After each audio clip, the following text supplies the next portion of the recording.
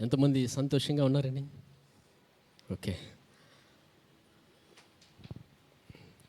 ఆరాధనలో ఏం జరుగుతుందండి? ఆయన ఆరాధించేటప్పుడు ఏం జరుగుతుంది? ఆయన సన్నిధిలో ప్రవేశిస్తాం మనం. హల్లెలూయా. ఆయన సన్నిధిలోకి మనం ప్రవేశిస్తాం. ఎందుకంటే వారం దినాలు గడిచాయి. ఆ వారం దినాల్లో అనేక విషయాలు చూస్తాం, అనేక మాటలు మనం వింటాం. విని అవి చెవుల ద్వారా హృదయంలోకి వెళ్ళి కొన్ని మాటలు వెంటాడుతుంటాయి. అవునా? ఎంతమందికి వెంటాడుతున్నాయి? ఆయన సన్నిధికి వచ్చినప్పుడు అద్భుతమైన కృప ఎంతగా మన జీవితంలో పనిచేస్తుందంటే, మన హృదయంలో ఉన్న ప్రతి అనాలోచనని, ప్రతి వ్యతిరేకత ఆయన సన్నిధిలో ఆరాధిస్తున్నప్పుడు పరిశుద్ధాత్మ దేవుడు ప్రతి వ్యతిరేకత నుంచి మనల్ని విడిపిస్తాడు. హల్లెలూయా. మన హృదయాన్ని ఆయన వాక్యం కొరకు సిద్ధపరుస్తాడు. ఆయన ఎవరు సిద్ధపరుస్తారండి? పరిశుద్ధాత్మ దేవుడు ఆయన వాక్యం కొరకు సిద్ధపరుస్తాడు మన హృదయాన్ని. మన హృదయాన్ని ఎప్పుడైతే ఆయన సిద్ధపరిచారో వాక్యంలో ఉన్న ప్రతి మర్మం మనకు అర్థమవుతుంది. దేవుడిచ్చిన గొప్ప జ్ఞానం మనకు అర్థమవుతుంది. ఎందుకంటే మన శక్తితో కానీ, మన భక్తితో కానీ, మన బలముతో కానీ దేవుని వాక్యాన్ని అర్థం చేసుకోలేం. ఎవరు అర్థం చేయగలవారు? అర్థం చెప్పేవారు ఎవరు? పరిశుద్ధాత్మ దేవుడు మాత్రమే. ఆయన మాత్రమే మనకి వాక్యాన్ని వివరింపజేస్తాడు. అందుకు ఆరాధనకి ఎవరైతే మొట్టమొదటిగా వస్తారో ఆ గొప్ప ఆశీర్వాదాన్ని అనుభవిస్తారు. హల్లెలూయా. సరే, ఒక ప్రశ్న అడుగుతాను, చెప్పండి. ఎంతమంది నా కొరకు ప్రార్థన చేయండి అని ఎవరిని అడిగారు? ఎవరినైనా అడిగారా మీరు? నా కొరకు ప్రార్థన చేయండి. మంచిది. మనుషులుగా మనం ఆశపడతాం ఎవరైనా ప్రార్థన చేస్తే మన కొరకు బాగుంటుందని. కానీ దేవుని వాక్యంలో అద్భుతమైన కృప ఏంటంటే, యేసు ప్రభు వారు మన కొరకు ప్రార్థన చేశారు. ఆయన ఈ దిన వాక్యంలో ఆయన పలికే ప్రతి మాట ఎంతో విలువైనది. హల్లెలూయా. ఆయన మాటలు ఎంతో విలువైనది. ఆయన మన కొరకు చేసే ప్రార్థన మనం జాగ్రత్తగా విన్నప్పుడు ఆయన హృదయంలో ఏముందనేది ఆయన మాటల్లో తెలుస్తుంది. ఎవరైనా హృదయం తెలుసుకోవాలంటే ఎలా తెలుసుకోవచ్చండి? మాటల్లో తెలిసిపోద్ది. కష్టపడే అవసరం లేదు, భూతద్దం పెట్టి చూడవసరం లేదు, మైక్రోస్కోప్ పెట్టి అలా చూడవసరం లేదు. సులువుగా మాటలు విని గమనిస్తే సరిపోద్ది ఆ మనిషి విధానం ఏంటో, హృదయం ఏంటో. అలాగే ఈ దినం వాక్యంలో కూడా యేసు ప్రభు హృదయం ఏంటి, ఆయన మనల్ని ఎంత ప్రేమిస్తున్నాడు, మనల్ని ఎంత ప్రేమిస్తున్నాడండి ఆయన? ఎవరు చెప్పట్లేదు. చాలా. సరే, ఈ భూమి మీద మొదట మనల్ని ఎవరు ప్రేమించారు?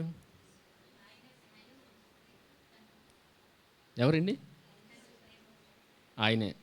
కానీ చాలామందికి యేసుప్రభు కృపణ గురించి తెలియకపోయినా, ఆయన గురించి తెలుసుకోకపోయినా ఈ భూమి మీద ఉన్న ప్రేమలు ఎత్తుక్కుంటారు. అవునా? తండ్రి ప్రేమని, తల్లి ప్రేమని, మంచిదే, ఆ ప్రేమలన్నీ ఆయనే ఇచ్చాడు. కానీ నిజమైన ప్రేమ ఎవరిది? యేసుప్రభు ప్రేమ. శాశ్వతమైన ప్రేమ ఎవరిది? మనుషుల్లో ప్రేమ ఉంచింది ఆయన, కర్తే ఆయన. ఆయన గురించి తెలుసుకుంటే జీవితంలో ప్రతి ఆశీర్వాదాన్ని అనుభవిస్తాం, ప్రతి ఆనందాన్ని అనుభవిస్తాం, ప్రతి సంతోషాన్ని కూడా అనుభవిస్తాం. ఆయన ఇచ్చిన ప్రేమను మనం అనుభవిస్తాం. హల్లెలూయా. సరే, చూడండి, 1 యోహాను తీయండి. 1 యోహాను 4వ అధ్యాయం.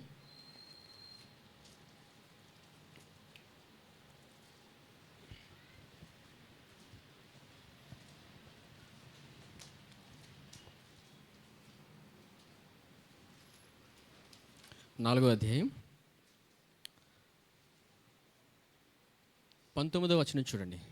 1 యోహాను 4వ అధ్యాయం 19వ వచనం. ఆయనే మొదట మనల్ని ప్రేమించిన గనుక మనము ప్రేమించుచున్నాము. మొదట ఎవరు ప్రేమించారండి? ఆయనే మొదట మనలను ప్రేమించెను గనుక మనము ప్రేమించుచున్నాము.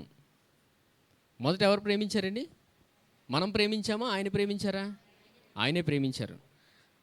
ఆయన ప్రేమించారు. ఆయన ఇచ్చిన ప్రేమను మనం పొందుకొని మనం ప్రేమించుచున్నాము. ఇది ఆయన కృప.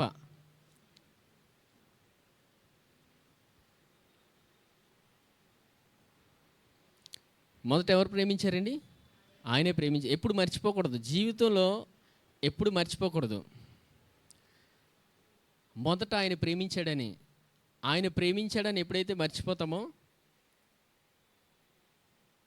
మనం అజ్ఞానంగా ప్రవర్తిస్తాం. ఎలా ప్రవర్తిస్తామండి? అజ్ఞానంగా ప్రవర్తిస్తాం. ఎంత అజ్ఞానంగా ప్రవర్తిస్తామంటే, కొంచెం సౌండ్, ఎంత అజ్ఞానంగా ప్రవర్తిస్తామంటే ఆయన ప్రేమలో ఉన్న సమస్తాన్ని మనం అనుభవించగలం. దేవుడు మనకి ఏం నిర్ణయించాడు, మనకేమి ఇచ్చాడు అనేది వాక్యంలో చూస్తేనే మనకు అర్థమవుతుంది. అందుకే వాక్యం దగ్గరికి వెళ్తున్నప్పుడు ఆయన మాటల్లో తెలుస్తుంది మనల్ని ఆయన ఎంత ప్రేమిస్తున్నాడో. అందుకే దినం ఆయన మన కొరకు చేసిన ప్రార్థన గురించి చూద్దాం. చూడండి, యోహాను సువార్త 17వ అధ్యాయం తీయండి.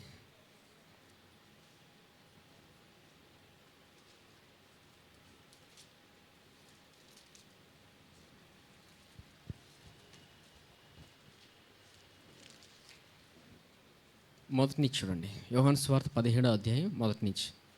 యేసు ఈ మాటలు చెప్పి ఆకాశం వైపు కన్నులెత్తి ఇట్లనెను, తండ్రి, నా గడియ వచ్చి ఉన్నది. ఏమొచ్చిందండి? గడియ వచ్చి ఉన్నది. యేసు ప్రభు వారు మొట్టమొదట పలికిన మాట ఏంటి? తండ్రి, తండ్రి, నా గడియ వచ్చి ఉన్నది. ఎవరి కొరకు వచ్చింది ఆ గడియ? మన కొరకే ఆయనకి ఒక గడి ఉంది. అందుకే తండ్రి నామంలో ప్రార్థన చేస్తున్నాడు. తండ్రి అనే నామంలో ఏముంటుందంటే భద్రత ఉంటుంది. హల్లెలూయా. తండ్రి అనే నామంలో ఏముంటుంది? భద్రత ఉంటుంది. అందుకే యేసుప్రభు వారు ఇప్పుడు తండ్రి అని పిలుస్తారు. యేసు ఈ మాటలు చెప్పి ఆకాశం వైపు కన్నులెత్తి ఇట్లనెను, తండ్రి, నా గడియ వచ్చి ఉన్నది. నీ కుమారుడు నిన్ను మహిమపరచినట్లు నీ కుమారుని మహిమపరచుము. నీవు నీ కుమారునికి ఇచ్చిన వారికి అందరికీ ఆయన నిత్యజీవం అనుగ్రహించినట్లు సర్వ శరీరుల మీదను ఆయనకు అధికారము ఇచ్చితివి. యేసుప్రభు వారు ఏం కలిగి ఉన్నారండి? అధికారం కలిగి ఉన్నారు. ఎవరి మీద? సర్వ శరీరుల మీద. ఎక్కడి నుంచి వచ్చింది అధికారం? తండ్రి దగ్గర నుంచి. ఏంటి అధికారం అంటే, చూడండి, ఆయన నిత్యజీవం అనుగ్రహించినట్లు సర్వ శరీరుల మీదను ఆయనకు అధికారము ఇచ్చితివి. నిత్యజీవం ఇచ్చుటకు. ఏమి ఇచ్చుటకండి? నిత్యజీవం అంటే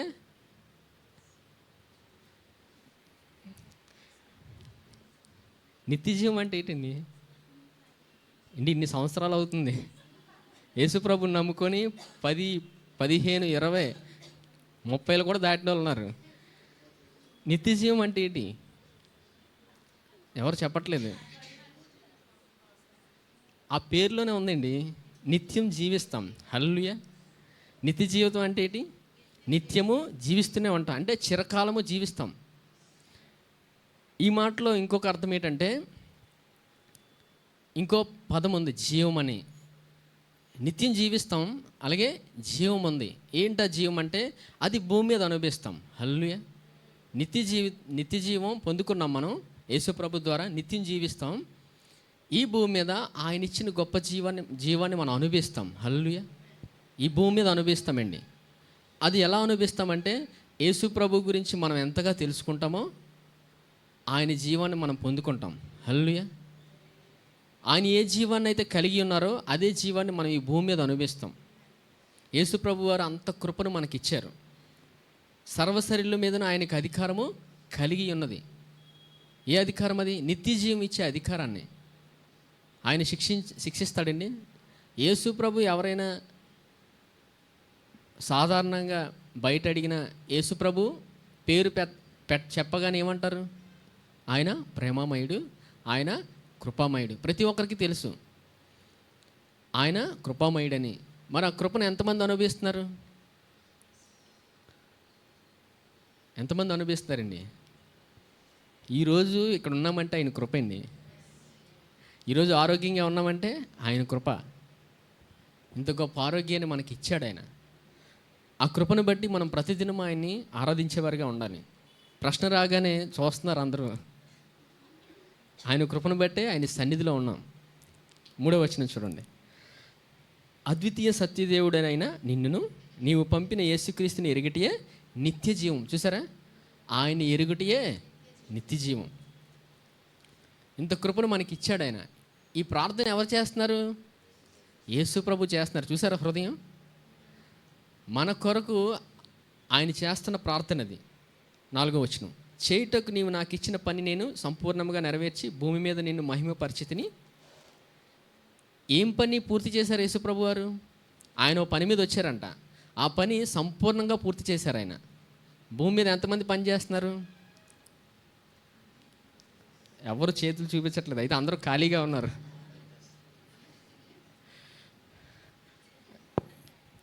అందరము పని చేస్తున్నాం, ఏదో పని చేస్తున్నాం. అలాగే యేసుప్రభు వారు కూడా ఈ భూమి మీదకి ఒక పని మీద వచ్చారంట. ఆ పని సంపూర్ణంగా పూర్తి చేశారు ఆయన. ఏంటి ఆ పని అంటే? యేసు అంటే అర్థం ఏంటి? రక్షకుడు. ఆయన భూమి మీదకి ఎందుకు వచ్చారు? రక్షణ ఇవ్వడానికి. ఆయన రక్షించడానికే వచ్చాడు. రక్షించడానికి వచ్చినప్పుడు ఆయన రక్షణ ఇస్తుంటారు. పొందుకోవడం మంది. ఆయన రక్షిస్తాడు. ఆయన యొద్దకు వెళ్ళిపోతే ఆయన రక్షిస్తాడు. ఎందుకంటే ఆయన రక్షించడానికే వచ్చాడు. ఇప్పుడు బ్యాంక్కి వెళ్తారు, దేనికి వెళ్తారు? డబ్బులు వేస్తారా లేకపోతే ఇంకేమైనా ఇస్తారా? బంగారం ఇస్తారా? బంగారం కూడా ఇస్తారులేండి, ప్రాముఖ్యమైనది డబ్బే కదా. ఏదైనా బట్టల షాప్కి వెళ్తే ఏమి ఇస్తారు? బట్టలే ఇస్తారు, వస్త్రాలే ఇస్తారు, అవునా? కార్ షాప్కి వెళ్తే కారే ఇస్తారు. అర్థమవుతుందండి? అర్థం అవడానికి చెప్తున్నారు ఇవన్నీ. మనం ఏ పని మీద వెళ్తే, ఏ వస్తువు కోసం వెళ్తే అది తిరిగి వస్తుంది. కొత్తగా ఏం రాదు. ఏరోప్లేన్ రాదు, ఇంకేమీ రాదు. కారు దగ్గరికి వెళ్ళినప్పుడు కారే వస్తుంది. అలాగే యేసు ప్రభు దగ్గర నుంచి మనకేం వస్తుంది? రక్షణ వస్తుంది. ఆయన ఎందుకు వచ్చారు? రక్షించడానికి వచ్చాడండి. మనం అనుభవించడం మన ఎంపిక మీద ఉంది. హల్లెలూయా. ఆయన దగ్గరికి వెళ్తే రక్షణ అనుభవించి తీరుతాడు. ఏ మనిషి అయినా రక్షణ అనుభవిస్తాడు.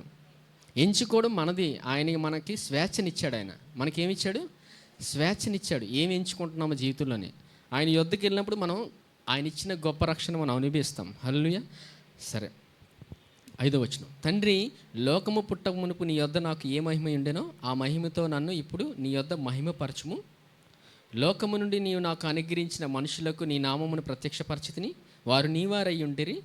నీవు వారిని నాకు అనుగ్రహించితివి. వారు నీ వాక్యము గైకొని ఉన్నారు.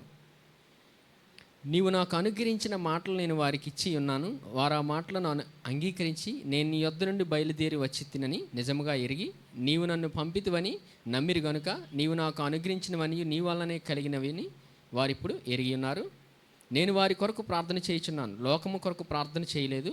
నీవు నాకు అనుగ్రహించిన వారు నీవారైనందున వారి కొరకే ప్రార్థన చేయుచున్నాను. ఇక్కడ చూసారా, యేసు ప్రభు వారి ప్రార్థనలో ఎంత క్లారిటీ ఉందో. ఆయన చెప్తున్న ప్రతి మాటలోనే ఒక అర్థం ఉంది. ఎవరి కొరకు ప్రార్థన చేస్తున్నారు ఆయన? యేసు ప్రభువుకు కొంతమందిని అప్పగించారు. కొంతమంది మనుషులు ఉన్నారు. ఎవరు వాళ్ళు? యూదులు. ఇక్కడ యూదుల గురించి మాట్లాడుతున్నారు ఆయన.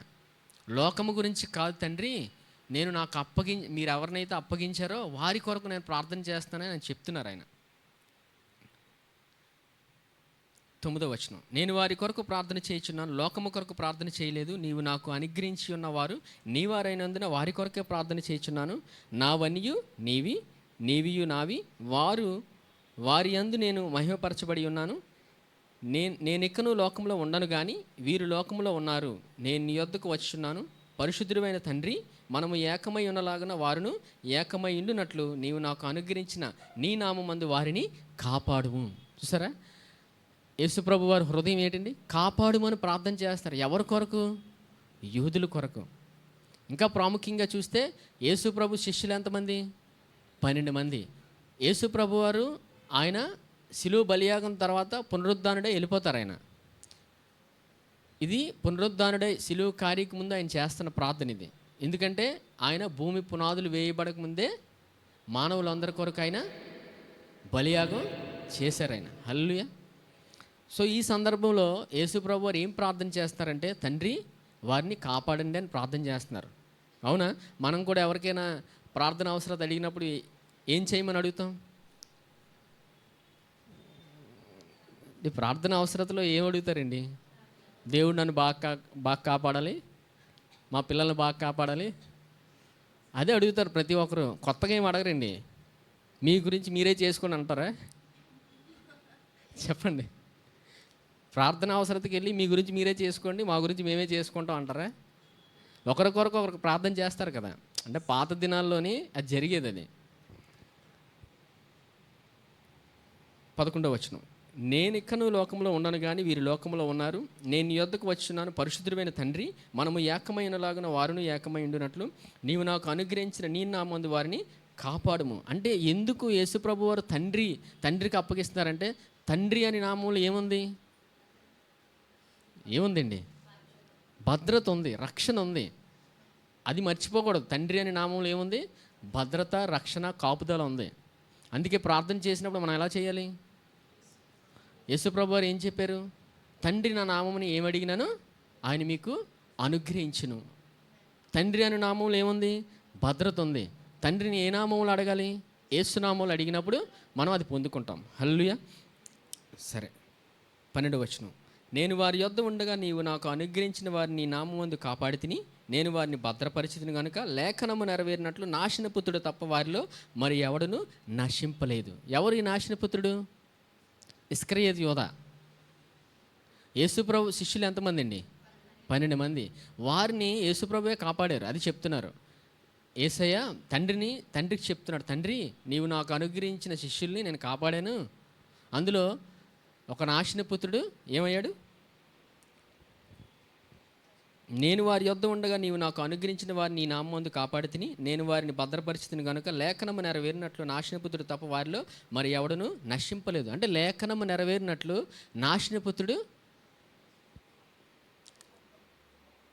నాశనపుత్రుడు తప్ప మరి వారిలో ఎవడును నశింపలేదు. నాశనపుత్రుడు అంటే ఈ లేఖనం నెరవేరాలి. ఇక్కడ పాత నిబంధనలో ఇస్కరియోతు యోధా గురించి ఒక లేఖనం ఉంది. అది మీకు కీర్తనలో ఉంటుంది. ఆ లేఖనం నెరవేరడం గురించి అది నెరవేరింది క్రొత్త నిబంధనలో. ఆ సందర్భం గురించి మాట్లాడుతున్నారు. 14వ వచనం. వారికి నీ వాక్యం ఇచ్చి ఉన్నాను, నేను లోక సంబంధిని కానట్టు వారిని లోక సంబంధులు కారు గనక లోకము వారిని ద్వేషించును. నీవు లోకములో నుండి వారిని తీసుకొని పొమ్మని నేను ప్రార్థించట్లేదు, కానీ దుష్టుని నుండి వారిని కాపాడుమని ప్రార్థించున్నాను. చూసారా, యేసుప్రభు వారు ప్రతి మాటలో ఏముంది? తండ్రి వారిని కాపాడండి, వారిని రక్షించండి, నేను ఇకను ఉండను కాబట్టి మీరే వారిని కాపాడండి అని తండ్రిని అడుగుతున్నారు, మొరపెడుతున్నాడు ఆయన. తండ్రి వారిని కాపాడండి అని. ఎందుకంటే వారు లోకంలో ఉన్నారు కనుక. 16వ వచనం. నేను లోక సంబంధిని కానట్టు వారిని లోక సంబంధులు కారు, సత్యమందు వారిని ప్రతిష్ఠ చేయము, నీ వాక్యమే సత్యము. నీవు నన్ను లోకమునకు పంపిన ప్రకారము నేనును వారిని లోకమునకు పంపితిని, వారును సత్యమందు ప్రతిష్ఠ చేయబడినట్లు వారి కొరకై నన్ను ప్రతిష్ఠ చేసి కొనుచున్నాను. సరే, ఈ సందర్భం అంతా ఎందుకు నేను చదివి వినిపించానంటే, యేసు ప్రభు వారు ప్రార్థన ఇది. మీరు వాక్యం చదువుతున్నప్పుడు చూస్తే మీకు అర్థమవుతుంది. వాక్యం చదివినప్పుడు ఏం చూడాలి? వాక్యం చూస్తే మీకు అర్థమవుతుంది. ఎందుకంటే 17వ అధ్యాయం మొదటి నుంచి మీకు 19వ వచనం వరకు యూదుల గురించే చేస్తున్నాడు ఆయన. ఎవరి గురించి? యూదుల గురించి. యూదుల గురించి ప్రాముఖ్యంగా ఎందుకు చేశాడంటే, దేవుడు యూదుల్ని ఎంచుకున్నాడు. దేవుడు ఎవరిని ఎంచుకున్నాడండి? యూదుల్ని ఎంచుకున్నాడు. దేవుడు ఎంచుకున్న ప్రజలు వారు. అందుకు యేసుప్రభు వారు ప్రార్థనలోనే ఉంది, నేను వీరి కొరకు ప్రార్థన చేస్తున్నానని. వారిని రక్షించండి, వారిని కాపాడండి, నేను ఉన్నప్పుడు వారిని కాపాడాను, తండ్రి మీరే వారిని కాపాడగలరు అని తండ్రి నామంలో ప్రార్థన చేసి ఆయన వినిపిస్తున్నాడు. ఆయన ప్రతిదినం ఇప్పటికీ ఆయన మన కొరకే ప్రార్థన చేస్తున్నారు. తండ్రి కుడిపార్శ్వాన ఆయన ఎక్కడున్నారు? యేసుప్రభు ఎక్కడున్నారండి? తండ్రి కుడిపార్శ్వాన ఉన్నారు ఆయన.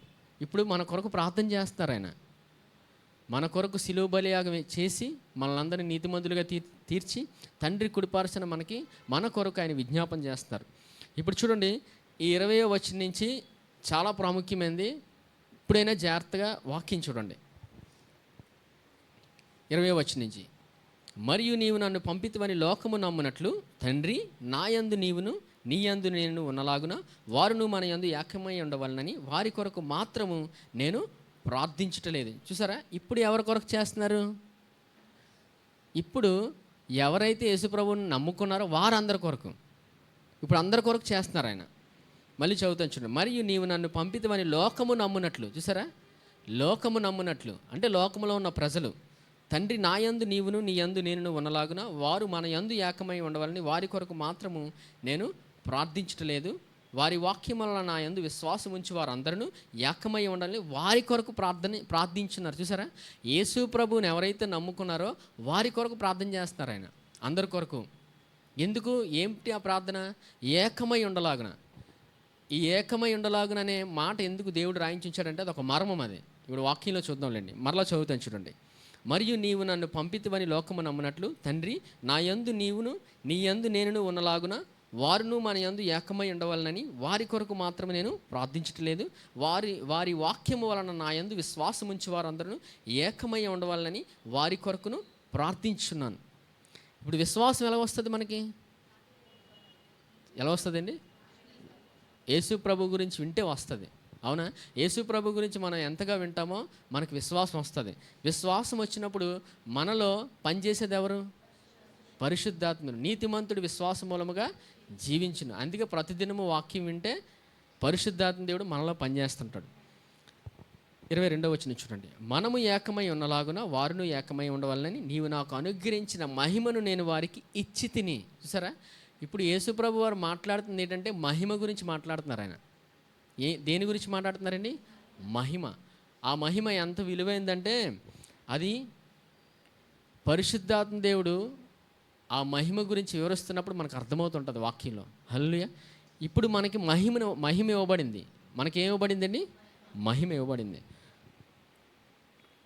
23 చూడండి. వారి యందు నేనును నా యందు నీవును ఉండుట వలన వారు సంపూర్ణులుగా చేయబడి ఏకముగా ఉన్నందున నీవు నన్ను పంపితివనియు నీవు నన్ను ప్రేమించినట్టునే వారికి కూడా ప్రేమించితివనియు లోకము తెలుసుకున్నట్లు నాకు అనుగ్రహించిన మహిమను వారికి ఇచ్చి తిని. చూసారా, రెండోసారి పలుకుతున్నారు ఆయన. మళ్ళీ మహిమ ఇచ్చారంట ఆయన. అంటే మహిమ గురించి మాట్లాడుతున్నారు. ఆ మహిమ ఏంటో మనం తెలుసుకుంటే మనకు వాక్యం అర్థమవుతుంటుంది. చూడండి. తండ్రి నేను ఎక్కడ ఉందునో అక్కడ నీవును నాకు అనుగ్రహించిన వారు నాతో కూడా ఉండవలనని నీవు నాకు అనుగ్రహించిన నా మహిమను వారు చూడవలనని కోరుచున్నాను. జగత్ పునాది వేయబడక మునిపే నీవు నన్ను ప్రేమించితివి. నీతి స్వరూపుడవగు తండ్రి, లోకము నిన్ను ఎరగలేదు, నేను నిన్ను ఎరుగుదును. నీవు నన్ను పంపితివని వీరెరిగి ఉన్నారు. నీవు నా యందు ఉంచిన ప్రేమ వారి యందు ఉండునట్లును నేను వారి యందు ఉండునట్లును వారికి నీ నామమును తెలియజేస్తుని ఇకను తెలియజేసేదనని చెప్పాను. ఏంటి మహిమ? ఏంటి మహిమ?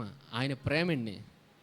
ఆయన ప్రేమ, ఆయన అద్భుతమైన ప్రేమను మనకి ఇచ్చాడు. ఆయన తండ్రి అయిన దేవుడు తన కుమారుని మన అందరి కొరకు ఇచ్చాడంటే అర్థం ఏంటి? మహిమ వచ్చింది మనకి. హల్లెలూయా. ఇదినో ఆయన మహిమతో మనం ఉన్నాం. అంటే ఏకమై ఉండులాగనంటే మనం ఇప్పుడు తండ్రి కుమారులతో మనం ఏకమై ఉన్నాం మనం. హల్లెలూయా. ఎంతమంది ఆనందిస్తారండి? మనం అందుకే ఈ భూమి మీద సాధారణమైన మనుషులు కాదు. మనకు మహిమ ఇవ్వబడింది. ఏంటి ఆ మహిమ? దేవుని ప్రేమతో మనల్ని ఆయన నింపాడు. ఆయన మన హృదయంలో ఆయన ప్రేమ ఉంది. ఆయన మహిమతో నింపబడ్డాం.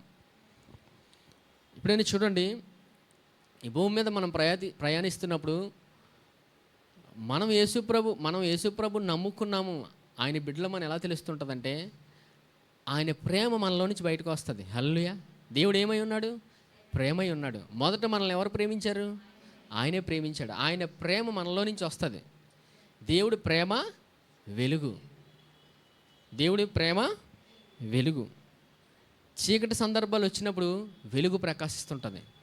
హల్లెలూయా. ఎవరైనా చీకట్లో ఉన్నప్పుడు దేవుడు మనల్నే వాడుకుంటాడు. హల్లెలూయా. దేవుడు అంగీకరించిన బిడ్డల్ని ఆయన వాడుకుంటాడు. ఆయన చీకట్లో ఉన్న ప్రజల దగ్గర మనల్ని తీసుకెళ్ళి ఆయన వాడతాడు. మనం ఎవరు? వెలుగు సంబంధులు. వెలుగు సంబంధుల్ని దేవుడు వాడతాడు. ఆయన మనకిచ్చిన ప్రేమను వారి దగ్గర ఆయన చూపిస్తాడు. ఆయన ప్రేమ వెలుగు రెండు బయటకు వస్తాయి. ఎప్పుడైతే ఈ వెలుగు ప్రకాశిస్తున్నదో దేవుని ప్రేమ వారికి కనబడుతుంది. హల్లెలూయా. ఎంతమంది జీవితాల్లో అద్భుతాలు జరిగాయండి? మిమ్మల్ని వాడుకొని దేవుడు ఎంతమంది జీవితాల్లో అద్భుతాలు చేశాడు? అది దేవుడి ప్రేమ ద్వారా, ఆయన కృప ద్వారా మాత్రమే జరుగుతాయి. మన సామర్థ్యం కాదు అది. అది ఆయన సామర్థ్యం.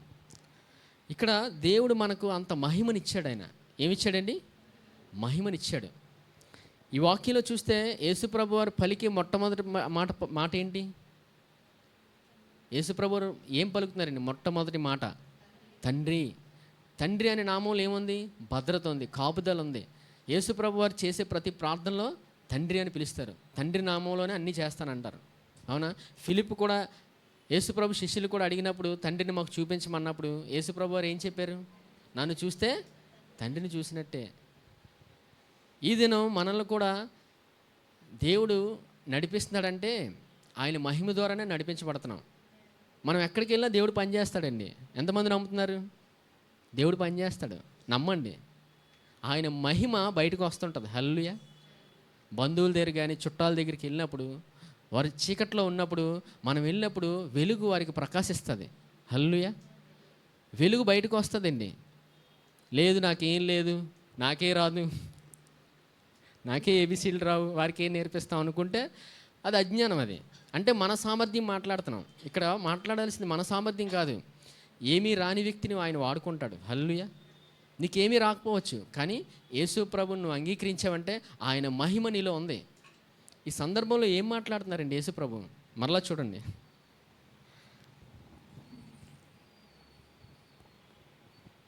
24వ వచనం. తండ్రి నేను ఎక్కడ ఉందునో అక్కడ నీవు నాకు అనుగ్రహించిన వారు నాతో కూడా ఉండవలనని, నీవు నాకు అనుగ్రహించిన నా మహిమను వారు చూడవలనని కోరుచున్నాను. 23 నుంచి చూడండి. వారి యందు నేనును నా యందు నీవును ఉండుట వలన వారు సంపూర్ణులుగా చేయబడి ఏకముగా ఉన్నందున నీవు నన్ను పంపితివనియు, నీవు నన్ను ప్రేమించినట్టునే వారిని కూడా ప్రేమించవని లోకము తెలుసుకున్నట్లు నాకు అనుగ్రహించిన మహిమను వారికి ఇచ్చి తిని. ఆయన మహిమ ఇచ్చాడు. ఎంతమంది నమ్ముతున్నారు? యేసు ప్రభు ప్రార్థనలో కనబడుతుందో లేదండి, ఆయన మహిమ మనకిచ్చాడు. ఆయన నమ్మి ముందుకెళ్ళినప్పుడు ఆయన పనిచేస్తాడు. విశ్వాసంతో అడుగేయాలండి. నీతిమంతుడు విశ్వాస మూలముగా జీవించినంటే లేఖనము వాక్యం వింటున్నప్పుడు దేవుడు మనకి ఏమి ఇచ్చాడో తెలుస్తుంది. వాక్యం వింటున్నప్పుడే. వాక్యం వినకుండా ముందుకు వెళ్తానంటే ఏం జరగదు. వాక్యం వినకుండా మనం ఏమీ చేయలేము ఈ భూమి మీద. వాక్యం వింటున్నప్పుడు ఆయన మహిమ మనలో నుంచి బయటకు వస్తుంది. ఎందుకంటే ఆయన మనకి ఇచ్చాడు మహిమ. దేవుడు ఏమై ఉన్నాడు? ప్రేమై ఉన్నాడు, వెలుగై ఉన్నాడు. మీరు ఈ లోక సంబంధులు కారు, మీరు వెలుగు సంబంధులు అన్నారు. వెలుగు ఎక్కడికి వెళ్ళినా ప్రకాశిస్తూనే ఉంటుంది. చీకట్లో వెలుగు ఉంచినప్పుడు ఏమవుతుందండి? చీకట్లో వెలుగు వచ్చినప్పుడు ఏమవుతుంది? చీకటి వెళ్ళిపోతుంది. చీకటి ఉంటుందా? వెళ్ళిపోతుందా? వెళ్ళిపోతుంది. మనం అంత ప్రత్యేకింపబడిన వారం. మనం ఎవరండి? దేవుడు అంత ప్రత్యేకపరిచాడు. ఈ దినం యేసుప్రభు ఆయన గొప్ప మహిమను మనకిచ్చాడు. ఆయన అదే ప్రార్థన చేస్తున్నాడు. ఆ మహిమను మనం ప్రతిదినము అనుభవించేవారిగా ఉండాలి. నేను యేసుక్రీస్తు నందు దేవుని నీతిని అనే మాట పలుకుతూ ప్రతిదినము ముందుకెళ్తూనే ఉండాలి. చూడండి 25వ వచనంలో యేసు ప్రభు పలికిన అద్భుతమైన మాట చూడండి. నీతి స్వరూపుడు తండ్రి, చూసారా ఎంత అద్భుతమైన మాట తండ్రి కోసం. నీతి స్వరూపుడు తండ్రి, లోకము నిన్ను ఎరుగలేదు, నేను నిన్ను ఎరుగుదును, నీవు నన్ను పంపితువని వీరెరిగి ఉన్నారు. నీవు నా యందు ఉంచిన ప్రేమ వారి యందు ఉండునట్లును, నేను వారి యందు ఉండునట్లును వారికి నీ నామమును తెలియజేస్తుని ఇంకనూ తెలియజేస్తునని చెప్పాను. చూసారా, మనం ఏకమై ఉన్నాం. ఎవరితోని? తండ్రి, కుమారుడు, పరిశుద్ధాత్మ దేవుడు. వారితో మనల్ని ఏకమయ్యాం. ఎవరి ద్వారా? యేసుప్రభు శిలువ బలియాగం ద్వారా మనం ఏకమైపోయాం. అంత గొప్ప మహిమను మనం పొందుకున్నాం ఈ దినం. ఇదే దేవుని కృప అండి. ఇక్కడ మనం చేయడానికి ఏం లేదు. కృపలో మనం అంటూ చేయడానికి ఏం లేదండి. ఇదే మానవుడు తీసుకోలేకపోతున్నాడు. ఇది ఎవరైతే తీసుకుంటారో జీవితంలో అభివృద్ధి చెందుతారు. జీవితంలో అభివృద్ధి చెందుతూనే ఉంటారండి. పోతే నీకు చాలా ప్రమాదం ఉందని డాక్టర్ చెప్తారు. ఆసనాలు చూస్తే విచిత్రంగా ఉంటాయి. డాక్టర్ చెప్పిన మాట ఇంకా భయంకరంగా ఉంది. అవునా? ఈ ఆసనాలు వేయకపోతే నువ్వు ఎక్కువ కాలం బతకవు. ఆసనాలు వేస్తే ఎక్కువ కాలం బ్రతుకుతాం. ఇప్పుడు ఈ మాట హృదయంలోకి వెళ్ళిపోయి ఇంటికి వెళ్ళి ప్రయోగం అంతా ఇంక ఆసనాల మీద ఉంటుంది. వంట ఉండదు. అవునా? ఎవరితో మాటలు ఉండవు. అప్పుడు చిన్నపిల్లలు అయిపోతారు. 50 సంవత్సరాల వయసు ఉన్న మనుషులు చిన్నపిల్లల వల్లే బిహేవ్ చేస్తారు. చిన్నపిల్లలాగా డ్రెస్ చేసుకొని ఆసనాలు వేస్తారు ఇంట్లో. అవునా? చూసిన వాళ్ళందరికీ ఏమవుతుందండి? Mind block. అవునా? ఏం అర్థమవుదు. చూసిన వాళ్ళకి అందరికీ ఏమనిపిస్తుంది? నేను ఈ ప్రపంచంలోనే ఉన్నాను అనిపిస్తుంది. ఇంట్లో ఉన్న వాళ్ళకి అసలు నేను మా ఇంట్లోనే ఉన్నాను అనిపిస్తుంది. ఎందుకు చెప్పానంటే మనిషి అవసరతను బట్టి, పరిస్థితిని బట్టి మారుతుంటాడు. చిన్న మనిషిలో 2 రకాలు ఉంటాయి. పెద్దరికంగా వ్యవహరించే విధానం ఉంది, చిన్నపిల్లల్లా కూడా మారుతారు. డాక్టర్ దగ్గరికి వెళ్ళినప్పుడు అది వస్తుంది. డాక్టర్ ఏది చెప్తే చేస్తారు. ఏ ఆసనాలు ఏమంటే వేస్తారు. దేవుడు ఇక్కడ ఏం చెప్తున్నాడు? ఒక చిన్న బిడ్డను చూపించి, చిన్న బిడ్డ వలె మీరు అంగీకరించండి. చిన్న బిడ్డ వల్ల నా దగ్గర రండి, నేర్చుకోండి. మరి ఎందుకు రావట్లేదు? దేవుడు నేర్పించే విధానంలోకి ఎందుకు రావట్లేదు? అవ్వట్లేదు, అక్కడ లోబడట్లేదు. చిన్నపిల్లలు లోబడతారండి. చిన్నపిల్లలు ఉన్న ప్రత్యేకత ఏంటో తెలుసా? చిన్నపిల్లలు ఎప్పుడు నేర్పించే వ్యక్తుల లోపాన్ని ఎప్పుడు చూడరు, తెలుసా మీకు? చిన్నపిల్లలకున్న గొప్ప మనసు ఏంటంటే, దేవుడు వారిని తయారు చేశాడు చిన్న వయసులోనే. వాళ్ళు ఎదురుగా ఉన్న లీడర్ వ్యక్తులు ఉన్న లోపాన్ని చూడరు, ఎప్పుడు ఏం చెప్తున్నారో చూస్తారు అంతే. అందుకే చిన్నప్పుడు స్కూల్కి పంపిస్తారు. టీచర్ చెప్పింది చిన్న వయసు నుంచే నేర్చుకుంటారు.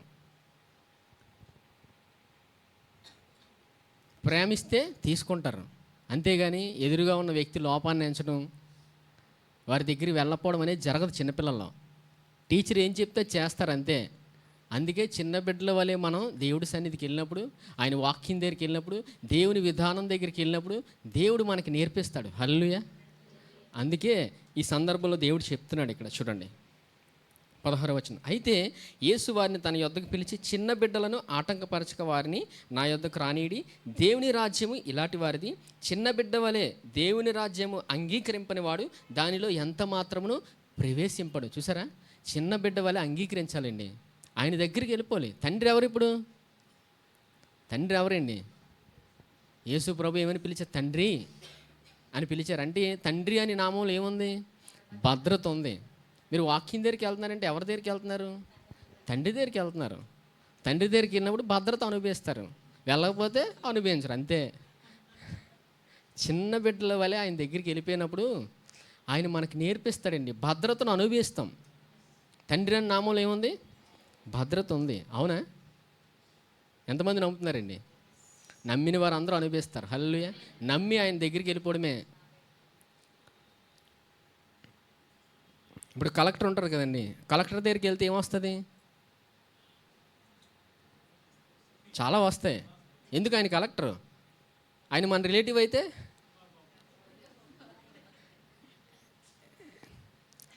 మన జోబులో డబ్బులు ఏం ఖర్చు అవ్వవు. కలెక్టర్ మన చుట్టం అయితే ఒక్క సంతకంతో అయిపోతుంది, తెలుసా మీకు?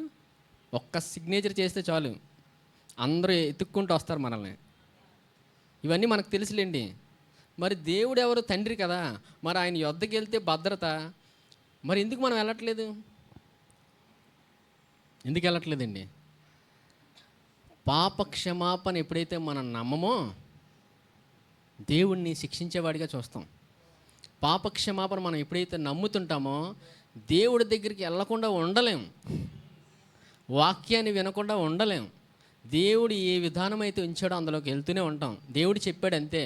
చిన్న బిడ్డ వలె ఆయన మాటను మనం తీసుకొని ముందుకెళ్తాం. హల్లెలూయా. దేవుడు అంత కృపనిచ్చాడండి ఆయన సంఘానికి. ఎప్పుడైతే మనం క్షమాపణ నమ్మమో మాటలు, ప్రార్థన విధానం సరిగ్గా ఉండవు, ప్రవర్తించే విధానం సరిగ్గా ఉండదు. ఒక ప్రార్థన చూపిస్తాను చూడండి. యోబు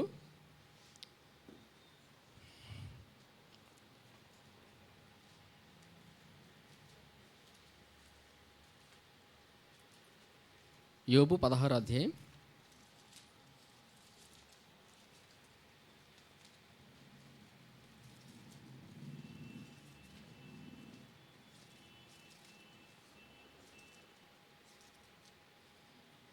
16వ అధ్యాయం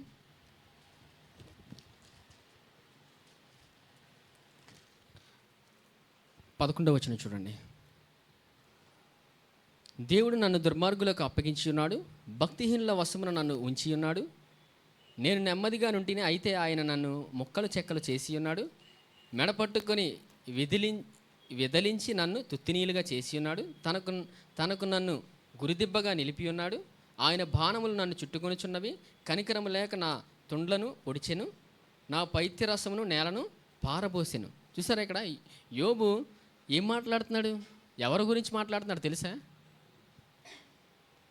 11వ వచనం. దేవుడు నన్ను దుర్మార్గులకు అప్పగించి ఉన్నాడంట. దేవుడు ఎందుకు అప్పగిస్తాడు? దేవుడు అప్పగిస్తాడండి. ఆయన నామములోనే భద్రత ఉంది, రక్షణ ఉంది, ఆశీర్వాదం అంతా ఉంటే ఇక్కడ యోబు ఏం మాట్లాడుతున్నాడు? దేవుడు అంట దుర్మార్గులకు అప్పగిస్తాడంట. అంటే ఏం లేదు యోబుకి ఇక్కడ? జ్ఞానం లేదు. ఇది పాత నిబంధనలో సంపూర్ణ విమోచన లేదండి. ఇంకా శిలువ బలియాగం జరగలేదు. యోబు టైంలో ఇంకా సంపూర్ణ విమోచన లేదు. ఇప్పుడు మనం క్రొత్త నిబంధన జనులుగా చేసుకున్న మనం కొన్ని సందర్భాల్లో మనుషులు ప్రార్థనలు ఈ విధంగా వస్తున్నాయంటే, వ్యవహరించే విధానం ఇలాగ వస్తుందంటే దేవునికి క్షమాపణ నమ్మట్లేదు. చెక్ చేసుకోండి. దేవుడికి క్షమాపణ ఎప్పుడైతే నమ్మమో దేవుడి గురించి తప్పుగా అర్థం చేసుకుంటాం. చాలా తప్పుగా అర్థం చేసుకుంటాం. దేవుణ్ణి శిక్షించేవాడిగా చూస్తాం. ఆయన కృప అంత అధికంగా మనకి ఇచ్చినప్పుడు ఆయన ఆశీర్వాదాన్ని మనం అనుభవించి తీరుతాం. ఆయన దగ్గరికి వెళ్ళినప్పుడు మన జీవితాన్ని ఆయన కడతాడు. ఎప్పుడు విడిచిపెట్టాడు ఆయన. ఆయన కృప దగ్గరికి వెళ్ళినప్పుడు ఆయన మన జీవితాన్ని కడతాడండి, విడిచిపెట్టాడు ఆయన. ఆయన నమ్మి అడుగేయాలి కదా. నమ్ముతున్నామంటే ఎవరిని నమ్ముతున్నాం? ఆయన క్షమాపణ నమ్ముతున్నాం. నమ్మట్లేదంటే ఆయన క్షమాపణ నమ్మట్లేదు. మనల్ని మనం ఖండించుకుంటున్నాం. మనల్ని మనమే శిక్షించుకుంటున్నాం. ఖండించుకుంటున్నాం. లీడర్ మాట వినం. అవునా? నచ్చినట్టు ప్రవర్తిస్తాం. ఇదంతా ఎందుకు జరుగుతుందో తెలుసా? క్షమాపణ నమ్మట్లేదు. కృపను నమ్మకపోయినా, కృపను మనం అనుభవించిపోయినా దేవుడు మనకే ఇచ్చాడు అదంతా. ఇప్పుడు కృపను ఎందుకు ఇచ్చాడండి దేవుడు? కృపను ఎందుకు ఇచ్చాడండి? అనుభవించమని ఇచ్చాడు. అవునా? ఆయన దగ్గరికి వెళ్ళినప్పుడు మనం అనుభవిస్తాం కృపని. పాప క్షమాపణ నమ్మడమే. పాత, ప్రస్తుత, భవిష్యత్ ప్రతి పాపాన్ని ఆయన క్షమించి వేశాడు. హల్లెలూయా. యాకోబు 5వ అధ్యాయం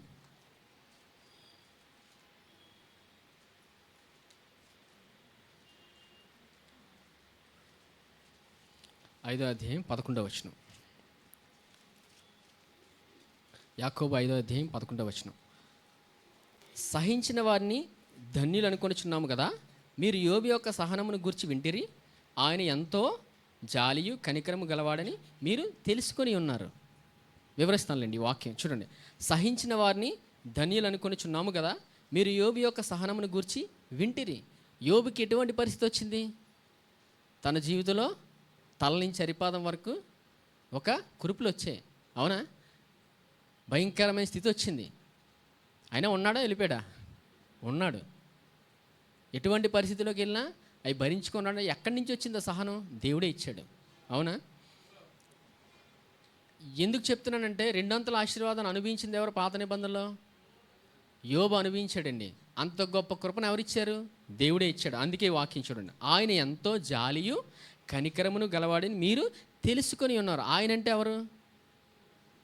ఆయన అంటే ఎవరండి? ఆయనే. ఆయన అంటే ఆయన అంటారు ఏంటండి? యేసు ప్రభు. అవునా? ఆయన ఏమిచ్చారు?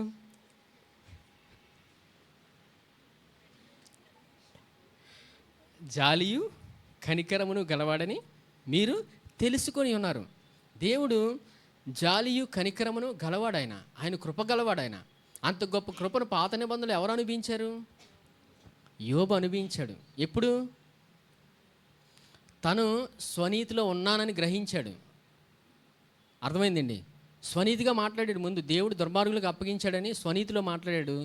దేవుడు గొప్ప కృప వచ్చినప్పుడు, జ్ఞానం తెలిసినప్పుడు దేవుడు నీతిమంతుడని మాట పలుకుతాడు. హల్లెలూయా. దేవుడు నీతిమంతుడని తెలుసుకుంటాడు యోబు. ముందేమో అజ్ఞానంగా మాట్లాడాడు. తర్వాత ఎప్పుడైతే దేవుని కృపను విన్నాడో అద్భుతమైన కృపను పొందుకుంటాడు. చూడండి యోబు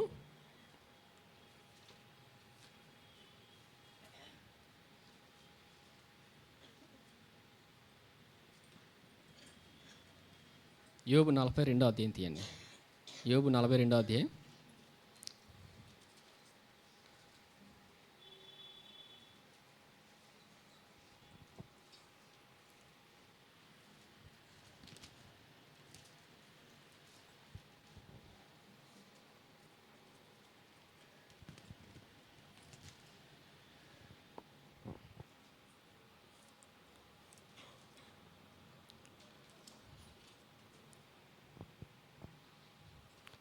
42వ అధ్యాయం 5వ వచనం. యోబు 42వ అధ్యాయం 5వ వచనం. వినికిడి చేత నిన్ను గూర్చి వార్త నేను వింటిని, అయితే ఇప్పుడు నేను కన్నులారా నిన్ను చూచుచున్నాను. కావున నన్ను నేను ఆశ్రయించుకొని ధూళిలోని బూడిదలోని పడి పశ్చాత్తాపం పడుచున్నాను. ఇక్కడ చూడండి, వినికిడి చేత నిన్ను గూర్చిన వార్త నేను వింటిని, అయితే ఇప్పుడు నేను కనులారా నిన్ను చూచుచున్నాను. ఏం విన్నాడండి? వినికిడి చేత నిన్ను గూర్చిన వార్త విన్నాడు. ఎవరు? యోబు విన్నాడు దేవుడి కోసం. ఏమని?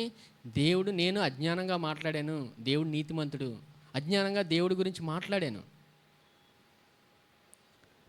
దేవుని కృపణ గురించి తెలుసుకోలేనప్పుడు మనం అజ్ఞానంగానే మాట్లాడతామండి. దేవుడు ఎంత మంచివాడో, దేవుడు మంచివాడండి.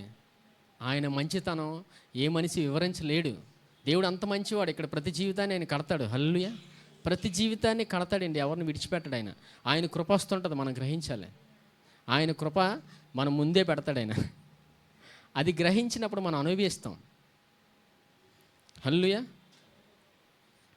ఇంకా లేదు, నేను ఇంకా భయపడిపోతున్నాను, ఇంకా నాకు వణుకు వస్తుంది అంటారా?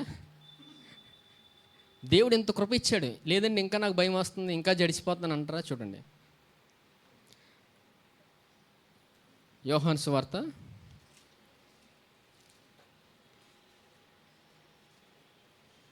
20వ అధ్యాయం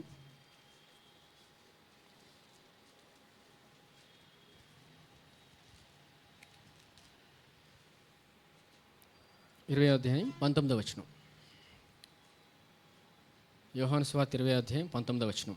ఆదివారం సాయంకాలమున శిష్యులు యూదులకు భయపడి తాము కూడి ఉన్న ఇంటి తలుపులు మూసుకొని ఉండగా యేసు వచ్చి మధ్య నిలిచి, మీకు సమాధానము కలుగునుగా కానీ వారితో చెప్పెను. అర్థమైందండి. చూడండి, శిష్యులు ఎవరికి భయపడ్డారు? యూదులకు భయపడి ఒక ఇంట్లోకి వెళ్ళి తలుపులన్నీ వేసుకుంటారు, భయపడిపోతున్నారు వాళ్ళు. అప్పుడు ఎవరు వచ్చారు? యేసు ప్రభు వచ్చారు. వచ్చి మీకు సమాధానము కలుగునుగాక. యేసు ప్రభు ఎప్పుడు మనల్ని విడిచిపెట్టరండి. ఆయన మనకి భయం కలుగుతుందా? జీవితంలో కష్టం వస్తుందా? బాధ వస్తుందా? ఎవరు మనల్ని ఆదరించట్లేదా? ఆయన మనం వాకింగ్ దగ్గరికి వెళ్ళినప్పుడు ఆయన మనల్ని ఆదరిస్తాడు. హల్లెలూయా. ఆయన మన యొద్దకు వచ్చి నేర్పిస్తాడండి. అంత కృప కలిగిన వాక్యాన్ని మనం కలిగి ఉన్నాం. హల్లెలూయా. ఆయన కృపను మనం అనుభవిస్తాం వాకింగ్ దగ్గరికి వెళ్ళినప్పుడు. ఎప్పుడైతే మనం క్షమాపణ నమ్మమో, దేవుణ్ణి నమ్మట్లేదు. మనం క్షమాపణ నమ్మకపోతే దేవుణ్ణి నమ్మట్లేదు. దేవుణ్ణి ఎలా చూస్తాం? అప్పుడు ఎలా చూస్తామండి? శిక్షించేవాడిగా చూస్తాం. ఎలా జరుగుతుందంటే మనల్ని మనం శిక్షించుకుంటాం. మనల్ని మనమే శిక్షించుకుంటాం. మాటల్లో పలుకుతాం, నాకు జరగదు, నాకు అవ్వదు, నా జీవితం ఇంతే, నా పని అయిపోయింది, అందరికి చెప్పియండి. అవునా? దేవుడు కృప అంత అధికముగా ఉన్నప్పుడు ఎలా వస్తాయి అంత సులువుగా మాటలు? కృపను అనుభవిస్తున్నప్పుడు ఆయన సమర్థుడు, ఆయన చేయగలడు. నా జీవితాన్ని కడతాడు, మీ అందరి జీవితాన్ని కడతాడు, ఆయన చేయగలడు. కాలేబు ఏం పలికాడండి? కనాను దేశాన్ని చూడడానికి మోషే పంపించినప్పుడు ఇద్దరే పలికారు, కాలేబు, యెహోషువ. దేవుడు మనతో ఉన్నాడు, ఆయన మనకి విజయం ఇచ్చేవాడు అని పలుకుతారు. దేవుడు ఇచ్చేవాడు అంటారు. మనుషులు చూడరు, పరిస్థితులు చూడరు. దేవుడు చేస్తాడు, దేవుడు పని చేస్తాడు, దేవుడు మనల్ని ముందుకు తీసుకెళ్తాడని పలుకుతారు వాళ్ళు. మనం వాక్యం వింటున్నప్పుడు విశ్వాసపు మాటలు వస్తాయండి, అజ్ఞానంగా రావు.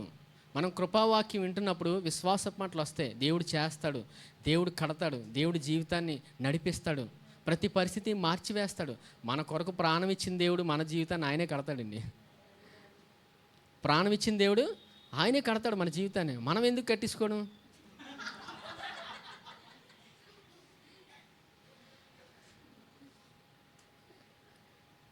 కట్టించుకోకూడదండి. కృపావాక్యం వింటున్నప్పుడు ఆయన కడుతుంటాడు మన జీవితాన్ని. సులువండి, దేవుడు సులువుగానే మాట్లాడతాడు. మేఘాలు, ఉరుములు, మెరుపులు రావు. పాత నిబంధనలు వచ్చేయాలండి, మెరుపులు, ఉరుములు అక్కడ సమయంలో అవసరం, అంతే. కొత్త నిబంధనలు అవసరం లేదు. ఆయన స్వరం మెల్లని చల్లని స్వరము యేసయ్యది. అవును, ఆ పాట ఉంది కదండి, మెల్లని చల్లని స్వరం అయింది. ఆయన స్వరం వినబడుతుంటే లోపల ఉన్న బాధ బయటికి వెళ్ళిపోద్ది. ఆయన ప్రేమను అనుభవిస్తామండి, ఆయన కృపను అనుభవిస్తాం. మనకి అంత సామర్థ్యాన్ని ఇచ్చాడు ఆయన. ఆయన సామర్థ్యంతో ఈ భూమి మీద మనం ప్రయాణిస్తాం. హల్లెలూయా. అంత కృపను మనకి ఇచ్చాడు ఆయన, మనం అనుభవించడమే.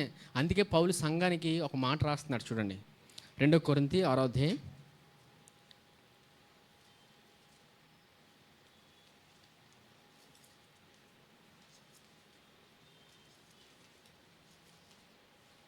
1వ వచనం చూడండి. 2 కొరింథీ 6 కాగా మేము ఆయన తోడి పనివారమై మీరు పొందిన దేవుని కృపను వ్యర్థము చేసుకునవద్దని మిమ్మును వేడుకొనుచున్నాము. చూసారా, దేవుని కృపను వ్యర్థం చేసుకోవద్దని పౌలు కొరింథీ సంఘానికి రాస్తున్నాడు. ఏమని రాశాడు చూడండి. ఇక నా సొంత మాట దేవుడు రాయించాడా చూడండి. కాగా మేము ఆయన తోడి పనివారమై మీరు పొందిన దేవుని కృపను వ్యర్థము చేసుకునవద్దని మిమ్మల్ని వేడుకొనిచున్నాము. దేవుని కృప మీ వద్దే ఉంది, మీలో ఉంది. దేవుని కృపను అనుభవించండి, వ్యర్థం చేసుకోవద్దు అంటున్నాడు. దేవుని కృప ఎదురుగానే వస్తుందండి. హల్లెలూయా. దేవుడు ఎప్పుడు అన్నీ మనకు ఎదురుగానే ఉంచుతాడు. మనం ఇంకా గ్రహించక అజ్ఞానంలో వెళ్ళిపోయినప్పుడు తర్వాత బాధపడతాం, అయ్యో దేవుడు ఎంత కృపనిచ్చాడు అనుభవించలేదే అని. దేవుడు అన్నీ సులువుగానే పెడతాడండి. ఆయన మనతో ఉన్నాడు, మనలో ఉన్నాడు. అవునా, మనలో ఉన్నాడు. గడిచిన వారం వాక్యం ఏంటి? ఈ దేహం ఎవరిది? ఆలయం. ఆయన చేత ఈ దేహం అనుగ్రహించబడింది మనకి. ఆయన మనలో ఉన్నాడు ఇప్పుడు. అవునా, మనల్ని నడిపించేది ఎవరు? ఆయనే. ఆయన మహిమ మనలో ఉంది. ఆయన మహిమతో వెళ్తాం భూమి మీద. మనం ఎక్కడికి వెళ్ళినా అద్భుతాలండి.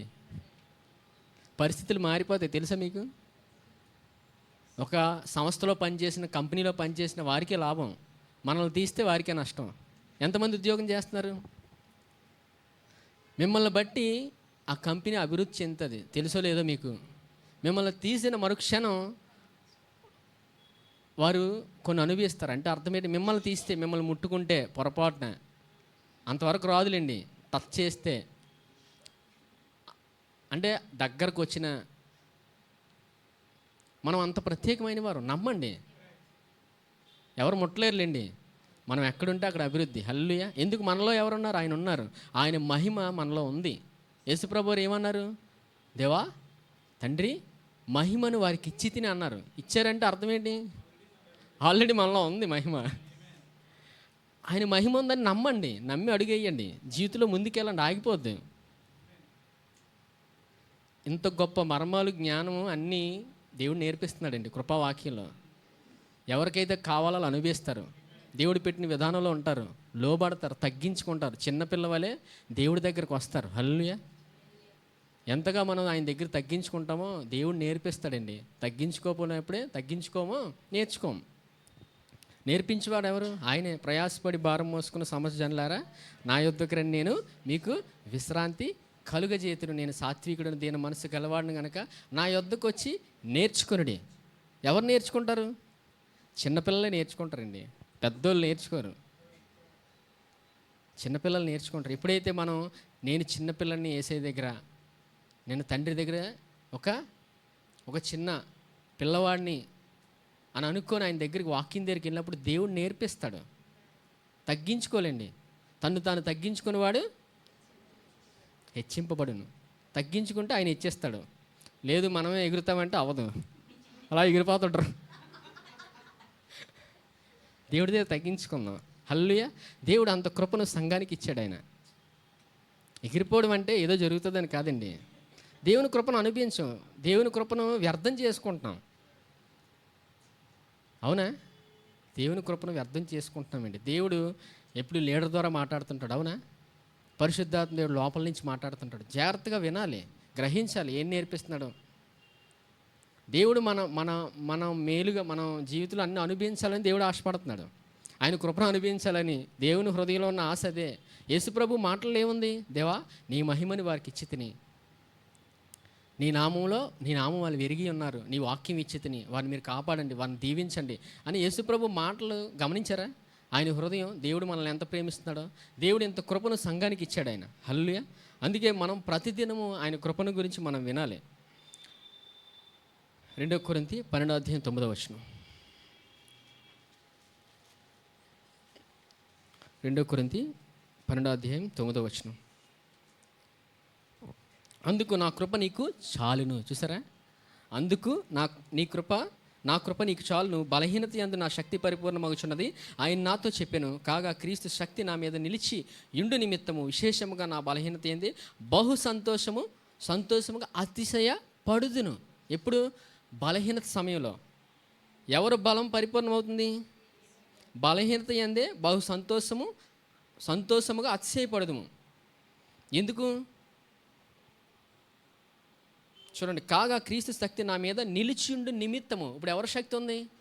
క్రీస్తు శక్తి విశేషముగా నా బలహీనత యందే బహు సంతోషముగా అతిశయపడుచున్నాం. అంటే అర్థం ఏంటంటే, ఇప్పుడు బలహీనంగా ఉందా, పరిస్థితి బాగాలేదా, జీవితంలో కష్టాలా, నేను క్రీస్తు యేసునందు దేవుని నీతిని అని మాట పలికిన ప్రతి క్షణం, ఆ క్షణంలోనే జీవితం మారుతుంటుంది. మీరు పలుకుతున్నారంటే అర్థం ఏంటంటే క్షమాపణ నమ్ముతున్నారు. క్షమాపణ నమ్మి అడుగేస్తున్నప్పుడు జీవితంలో ఆశీర్వాదాన్ని అనుభవిస్తామండి. మన సామర్థ్యం కాదు అక్కడ, అది ఆయన సామర్థ్యం పనిచేస్తుంది. ఎప్పుడైతే క్షమాపణ నమ్మమో ఖండించుకుంటాం. క్షమాపణ ఎంత ప్రాముఖ్యమో ఈ భూమి మీద అతి విలువైనది క్షమాపణేనండి. క్షమాపణ ఎప్పుడైతే మనం నమ్ముతున్నామో మన జీవితం మొదలైంది, అప్పుడే మొదలు. హల్లెలూయా. క్షమాపణ నమ్మిన రోజు జీవితం మొదలైందండి. క్షమాపణ ఎప్పుడైతే నమ్మలేదో ఇంకా జీవితం మొదలవలే జీవితం. క్షమాపణ ఎప్పుడైతే నమ్ముతున్నామో జీవితం మొదలైపోయింది. ప్రతి ఆశీర్వాదాన్ని మనం అనుభవిస్తాం. జీవితంలో అభివృద్ధి కనబడుతూనే ఉంటుంది. ఎదుగుదల అభివృద్ధి అన్నీ కనబడుతూనే ఉంటాయి మన జీవితంలో. హల్లెలూయా. సామెతలు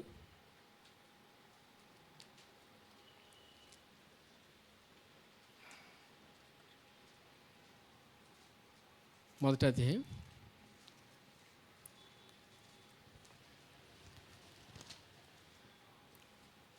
33వ వచనం. సామెతలు 1వ అధ్యాయం 33వ వచనం. నా ఉపదేశమును అంగీకరించేవాడు సురక్షితముగా నివసించును, వాడు కీడు వచ్చిన భయం లేక నెమ్మదిగా నుండును. చూసారా ఎంత అద్భుతమైన దేవుని కృపను మనకి ఇచ్చాడో. నా ఉపదేశమును అంగీకరించేవాడు సురక్షితముగా నివసించును, వాడు కీడు వచ్చిన భయం లేక నెమ్మదిగా నుండును. భయం ఉండదండి. పరిస్థితులు ఏం బాగో, జీవితంలో ఎప్పుడు పరిస్థితులను ఎత్తుక్కోకండి. ఎప్పుడు బాగోవండి. ఎవరు మనకు అనుకూలంగా ఉండరు, మనల్ని ఎవరు ప్రేమించిర్రు. అర్థమైందా? అన్నీ వ్యతిరేకంగానే ఉంటాయి. మొదటిగా ప్రేమించింది ఎవరు? చాలు. ఆయన ప్రేమను అనుభవిస్తుంటే అన్నీ అనుకూలం అయిపోతాయి. అన్నిటికీ ఆయనే జవాబండి. ఇది జరగలేదు, నా జీవితంలో ఇది రాలేదు, ఇది అవ్వట్లేదు అనుకొని నిరాశపడిపోకండి. ఏముంది ఇక్కడ? నా ఉపదేశమును అంగీకరించేవాడు సురక్షితముగా నివసించును. ఎప్పుడైతే ఆయన వాక్యం వింటుంటామో సురక్షితంగా ఉంటాం జీవితంలో. వాడు కీడి వచ్చిన భయం లేక నెమ్మదిగా ఉంటాడు. ఎన్ని పరిస్థితులు వ్యతిరేకంగా వస్తున్నా నెమ్మదిగానే ఉంటాడు హృదయంలో. ఆ వ్యక్తిని చూసినప్పుడు చూసిన ఎవరైతే చూస్తారో చాలా వింతగా ఉంటుంది వాళ్ళకి. ఎందుకు? ఆ వ్యక్తి హృదయంలో దేవుడు నెమ్మది ఉంచాడు. అందుకే పరిస్థితులు ఎలాగున్నా నెమ్మదిగానే ఉంటాడు. చూసిన వాళ్ళు కంగారు అయిపోతారు. విశ్వాసపడు అలాగే ఉంటుందండి. విశ్వాసంతో అడిగేసినప్పుడు అడిగేయమన్నాడా వేయడమే. క్షమాపణ నమ్మి అడుగేయడమేనండి జీవితంలో. ముందుకు వెళ్ళిపోవడమే, ఆగిపోకూడదు. దేవుడు అంత కృపను మనకి ఇచ్చాడు ఆయన. చివరిగా యోహాను సువార్త 17వ అధ్యాయంకి రండి. యేసు ప్రభు తండ్రి గురించి పలికిన అద్భుతమైన మాట చెప్పి ముగించేస్తాం. యోహాను సువార్త 17వ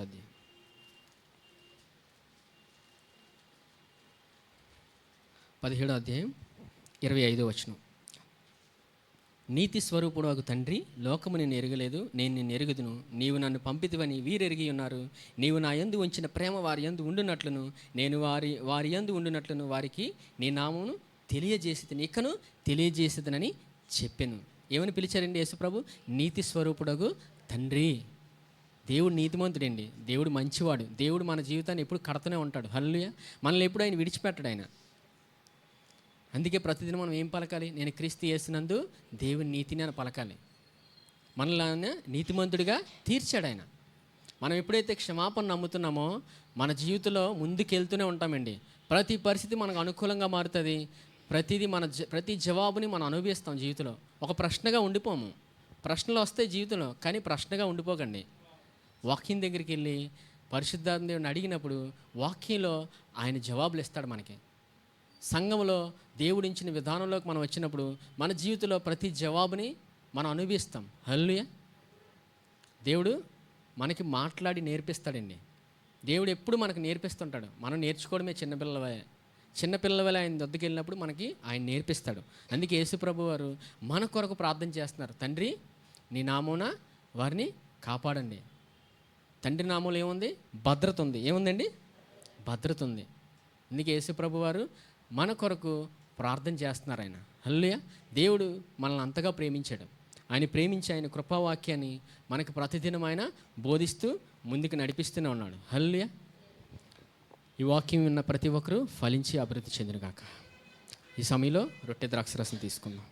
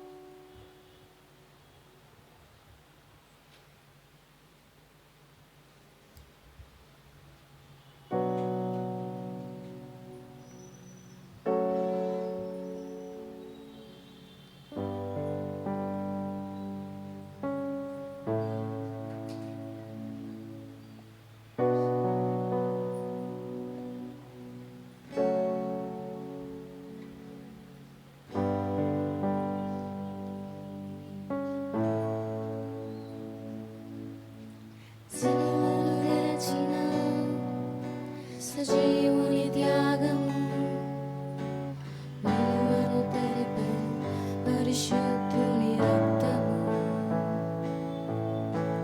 సిలువను గెలిచిన సజీవుని త్యాగము విలువను తెలిపెను పరిశుద్ధుని రక్తము.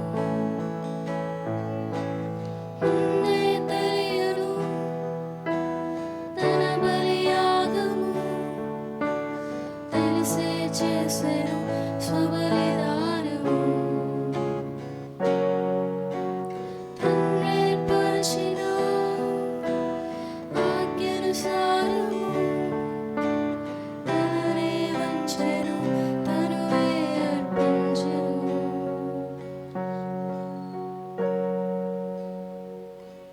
దేవాని త్యాగము మమ్ము రక్షించెను పాపము నుండి విడిపించెను. దేవాని త్యాగము మమ్ము బ్రతికించెను నిలస జీవులుగా మమ్ము నిలిపెను.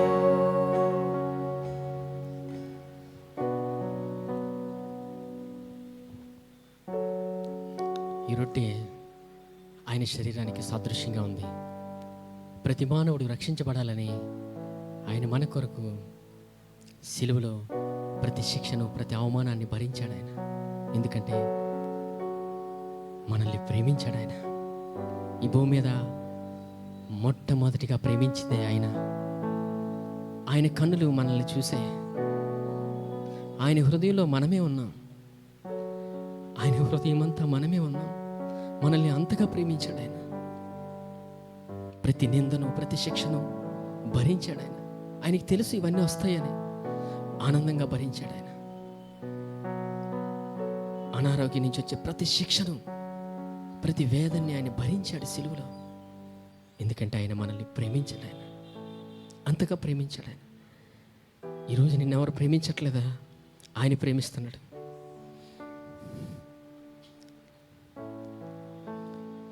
ఆయన పొందిన దెబ్బల వల్ల మనకి స్వస్థత కలిగిన నమ్మి ఈ రొట్టెని తీసుకోండి.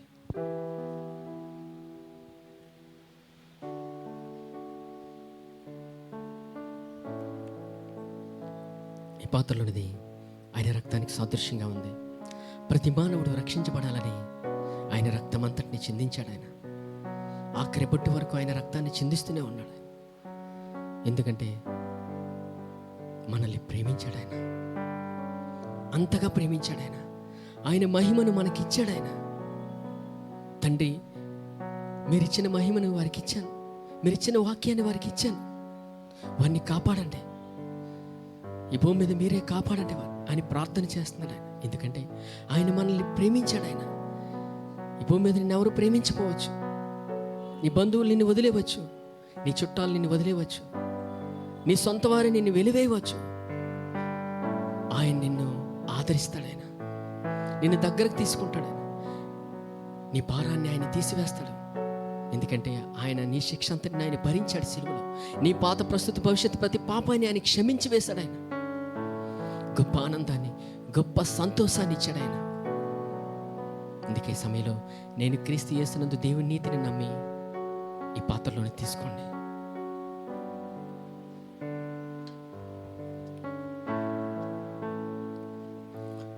పరిశుద్ధుడైన తండ్రి, మీకు వందనాలు దేవా. దేవా, మీ కృపావాక్యం ద్వారా మా అందరితో మీరు మాట్లాడిన విధానం బట్టి వందనాలయ్యా. దేవా, మమ్మల్ని అందరినీ మీరు ఎంతగా ప్రేమించిన విధానం బట్టి వందనాలు. దేవా, మా కొరకు మీరు విజ్ఞాపన చేసి తండ్రి దగ్గర మొరపెట్టిన విధానం బట్టి వందనాలు. ప్రతి క్షణం మీరు మమ్మల్ని కాపాడి నడిపిస్తున్న విధానం బట్టి వందనాలు అయ్యా. ఇంకా మీరు మమ్మల్ని నడిపించుకోండి ఆయన. మీ గొప్ప కృపావాక్యాన్ని మాకు నేర్పించండి అయ్యా, బోధించండి నాయన. మీరే మమ్మల్ని నడిపించేవారయ్యా. ఎందుకంటే మొదటిగా ప్రేమించింది మీరు నాయన. ఈ భూమి మీద నాయన, ఈ భూమి మీదకి మమ్మల్ని మేము రాకముందే మీరు మమ్మల్ని ప్రేమించారయ్యా. మా కొరకు మీరు ప్రాణం ఇచ్చారు నాయన.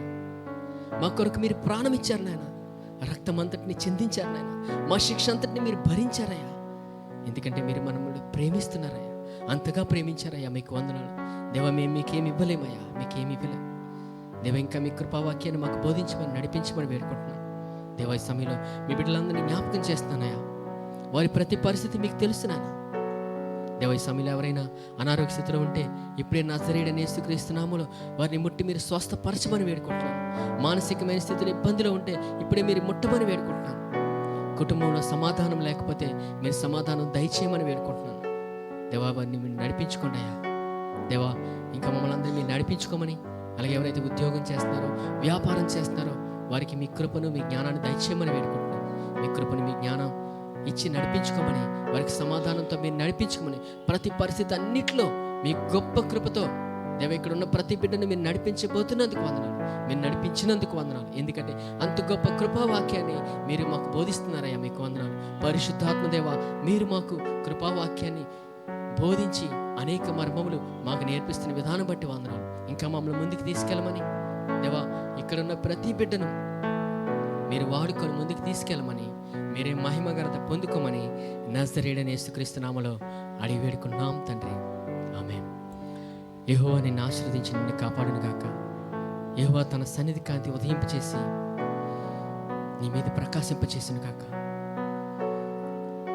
యెహోవా తన సన్నిధి కాంతి ఉదయింపచేసి నిన్ను కరుణించును గాక.